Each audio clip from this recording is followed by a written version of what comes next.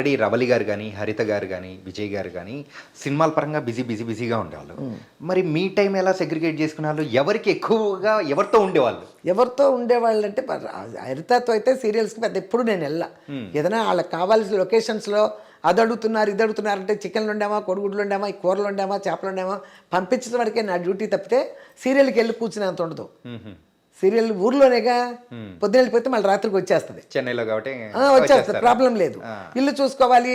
ఈవిడైతే అవుట్డోర్లో ఒక్కోసారి నేను వెళ్ళేదాన్ని, ఒక్కోసారి విజయ్ వెళ్ళేవాడు, ఒక్కోసారి మా చుట్టాలు ఎవరు నన్ను పంపించడానికి ఖాళీ లేకపోతే, ఒక్కోసారి ఎక్కువ మొత్తం ఆవిడతోనే తిరగకుండా ఉండబట్టే. ఒకటి మీకు చెప్పాలి, ఫుల్ హీరోయిన్తోనే నేను చుట్టలేదు, వాళ్ళని పంపించి నేను కూడా వేరే పనులమే పడ్డాను అంటే ఇప్పుడు వాళ్ళ డబ్బులు వస్తున్నాయి కదా, పిల్లలు సంపాదిస్తున్నారు, ఆ డబ్బులు బ్యాంకులో వేయలే నేను, అలా నా ఇంట్లోనూ పెట్టుకోలే. ఎక్కడ తక్కువలో దొరికితే అక్కడ స్థలం మీద పెట్టా. ఓకే, మరి అది పనే కదా. శోభన్ బాబు గారు మన ఇండస్ట్రీ వాళ్ళందరికీ చెప్పినది అదే. మనం అనుభవంలో ఒక సావిత్రి గారిని వీళ్ళందరినీ చూసి నేర్చుకునేది అదే. ఏం చెప్పాను వెనకాల ఏంటి, ఇప్పుడు అవకాశాలు ఉన్నంతసేపు యాక్ట్ చేస్తారు, ఇది అయిపోయిన తర్వాత ఎలా తింటారు? అందులో యాక్టర్స్ ఒక రిచ్నెస్కి అలవాటు పడిపోతారు. ఆ రిచ్లో కొనసాగపోతే బెంబేలు ఎత్తిపోద్ది మనసు. ఓకే, అప్పుడు ఏమవుతారు? అంటే పాత హీరోయిన్స్ ని చాలా మంది చూసాం కదా, చూసాం. అనుభవంలోకి వచ్చినట్టు వస్తే తినేస్తే ఎలా? తినేయచ్చు. అందరూ హీరోయిన్ల మదర్లా కాల్ మీద కాల్ వేసుకుని నేను కూడా ఒక నావల్ చదువుకుంటూ కూర్చోవచ్చు లొకేషన్లో. చాలా మంది బ్యాంకుల్లో పెట్టుకున్నారు, చాలా మంది బంగారాలు కొనేసుకున్నారు, బీరువాలోనే పెట్టుకునే వాళ్ళు. సినిమాలో చూపిస్తారు చూడు, లాకర్స్లో డబుల్ కట్లు అలా పెట్టుకునే వాళ్ళు కూడా ఉన్నారు హీరోయిన్లు. కానీ మీరు మాత్రం అలా నా దగ్గర ఎప్పుడు డబ్బులు ఉండే కాదు. ఇంకో 50,000 పక్కన ఎవరికైనా వడ్డీకి ఇచ్చేవాళ్ళు ఉంటారులే, రెడ్డి గారు వాళ్ళు. అక్కడ ఒక 50,000 తీసుకొచ్చి మనతో వచ్చిన స్థలం ఏదో ఒకటి.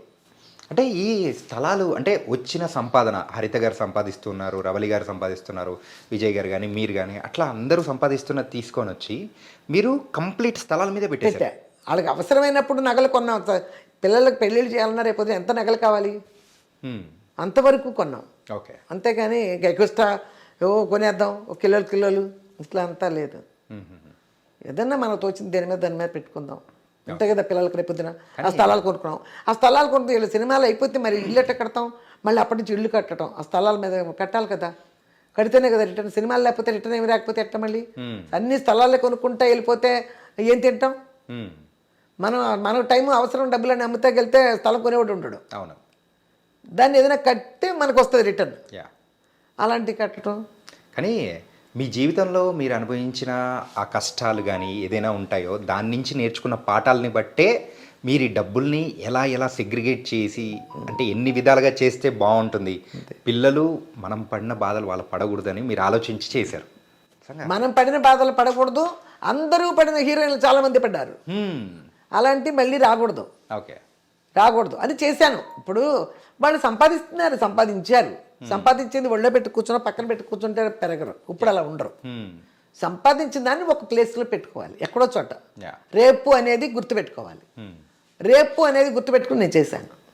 ఓకే, అంటే ఇలా డబ్బుల గురించి అంటే నిజంగా మీ దగ్గర మీరు చెప్పే ఈ పాఠం అనేది చాలా మంది చూసి నేర్చుకుంటారేమో. నిజంగా సూపర్ అమ్మా. నేను ఇంటర్వ్యూలో కూడా చెప్తాను కదా, వంట చేసినా కూడా 4 మాటలు మాట్లాడుతూ ఉంటారు కదా, మీరు దాచుకోండి అమ్మా. ఒక 100 రూపాయలు సంపాదించారంటే అందులో 30 రూపాయలు మీది కాదు పెట్టుకోండి, 70 రూపాయలే మీది అనుకోండి. అలా సేవింగ్ చేసుకోండి. రేపు పొద్దున అనేది ఉంటుంది.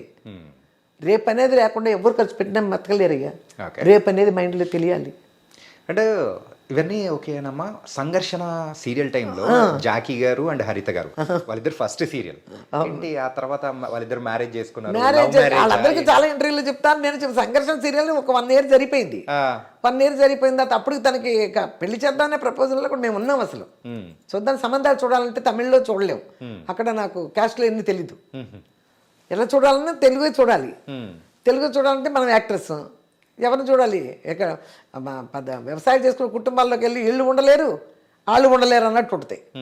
అందులో చూసే టైంలో ఈ అబ్బాయి జాకీ అందులో హీరో, మా అబ్బాయికి కూడా ఫ్రెండ్, విజయ్ కూడా హైదరాబాద్లో. అప్పుడు ఎలా బాగానే ఉన్నాడు. ఇంకా మాకు మా మా ఫ్యామిలీ ఫ్రెండ్, మా ఇంటి చుట్టాలు కాదు కానీ ఒక 30-40 సంవత్సరాల నుంచి మా ఇంటి మనుషులాగా మెలిగారు ఒక ఫ్యామిలీ. గుడివాడ నుంచి వాళ్ళ ఇంట్లో రెంట్కున్నాం మేము ఫస్ట్ గుడివాడలో. వాళ్ళు అంత బాగా ఫ్యామిలీ మిగిలారు.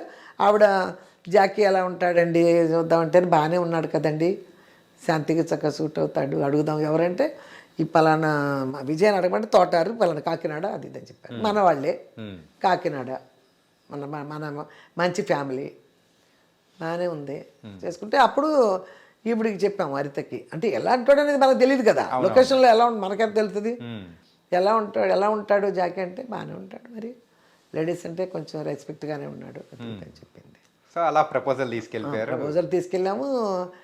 ఇక ఏదో మా అల్లాళ్ళు అడుగుతున్నాడేమో, విజయ్ కూడా అడిగినట్టున్నాడు. తర్వాత ఇక నేను ఒకసారి అడిగాను జాకీని, ఇట్లా హరితని మీకు ఇద్దాం అనుకుంటున్నాను, మీ అభిప్రాయం చెప్తే. అప్పుడు నేను ఒక కాంప్లెక్స్ కట్టబోతున్నాను, కడతాకి రెడీ అవుతున్నాను. ఎక్కడమ్మా అది? చెన్నైలో వలసరవాకం ఓకే, మెయిన్ రోడ్లోనే కట్టబోతున్నాను. కడుతుంటే అప్పుడు అడిగాను, అడిగితే చేసేస్తే బిల్డింగ్ కట్టక ముందు చేయాలండి, మధ్యలో చేయకూడదు అని చెప్తే, అయ్యో లేదండి అసలు నాకు ఐడియా లేదు, ఇప్పుడు మా బ్రదర్ పెళ్ళి అవుతుంది, అలా తమ్ముడిది అయిపోతుంది, అన్నగారిది ఎప్పుడు అయిపోయింది, తమ్ముడిది అవుతుంది పెళ్ళి, ఏం చేసుకోలేదన్నమాట. తమ్ముడు మా బ్రదర్ పెళ్ళి అవుతుంది అన్నారు. ఇప్పుడు నాకు ఐడియా లేదండి అన్నాడు. ఓకే అయితే నేను బిల్డింగ్ కట్టుకుంటున్నానండి, అందుకని ముందు అడిగాను, సరే వాళ్ళతో పెట్టేశాను. మళ్ళీ సంవత్సరానికి చేశారు, ఓకే వస్తాం చూడటాక అని చేసుకుంటాను.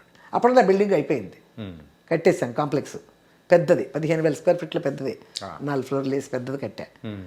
అందులోనే రవళి హరితది 2001 ఆగస్ట్ 4th అక్కడ మా కాంప్లెక్స్లోనే, మళ్ళీ బయట కళ్యాణ మండపాలకు వెళ్లకుండా ఒక ఫ్లోర్ పెళ్ళి 2 ఫ్లోర్లు భోజనాలు అన్నీ మా కాంప్లెక్స్లోనే చేశా. ఓకే జూలై 30th ఏమో గృహప్రవేశం, ఆగస్ట్ 4th పెళ్ళి అయిపోయి వెంట అందులోనే అయిపోయింది.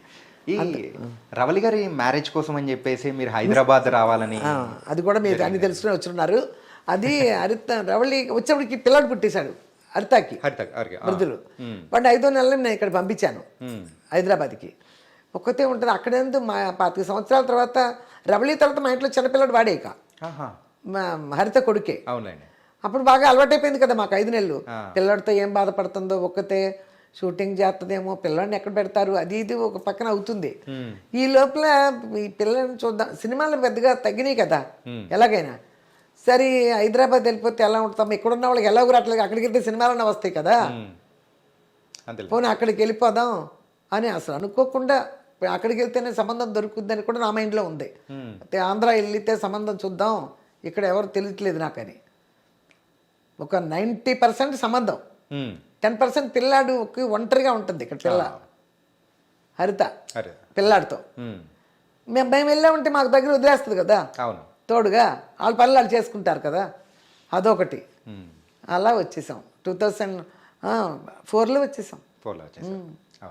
4లో వచ్చిన తర్వాత సినిమాలు వచ్చినాయి ఇక్కడ. సినిమాలు 4-5 సినిమాలు చేసింది. అంటే రవళి గారి లాస్ట్ సినిమా అంటే స్టాలిన్.